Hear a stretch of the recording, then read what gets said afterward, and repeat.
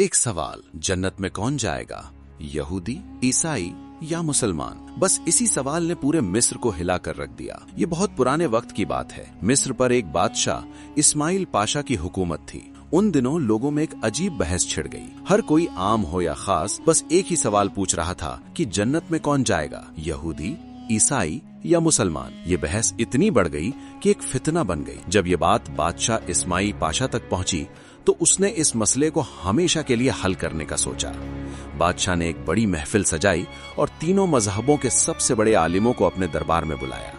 मुसलमानों की तरफ से उस वक्त के बहुत बड़े आलिम इमाम मोहम्मद अब्दू को बुलाया गया, ईसाइयों का सबसे बड़ा पादरी बुलाया गया और यहूदियों का सबसे बड़ा रब्बी भी बुलाया गया। जब सब जमा हो गए तो बादशाह ने भरे दरबार में सबके सामने यही सवाल रखा, आप सब अपने अपने मजहब के बड़े आलिम हैं, आज आप ये फैसला करें कि जन्नत में कौन जाएगा, यहूदी, ईसाई या मुसलमान? सब एक दूसरे को देखने लगे। मुसलमानों की तरफ से इमाम मोहम्मद अब्दुल हक खड़े हुए। उन्होंने बादशाह से बात करने की इजाजत ली और ऐसा जबरदस्त और समझदारी भरा जवाब दिया कि महफिल में बैठे सब लोग, खास तौर पर वो ईसाई पादरी और यहूदी, बिल्कुल खामोश हो गए। उनके पास इमाम साहब की बात का कोई जवाब न था। दोनों आलिम चुपचाप उठे और महफिल से चले गए।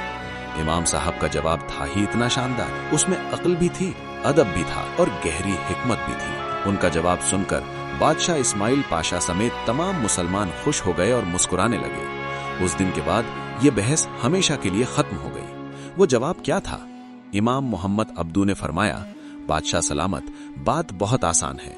पहली बात, अगर यहूदी जन्नत में गए तो हम मुसलमान भी उनके साथ ही जन्नत में जाएंगे, क्योंकि हम उनके नबी हजरत मूसा अलैहिस्सलाम पर पक्का ईमान रखते हैं।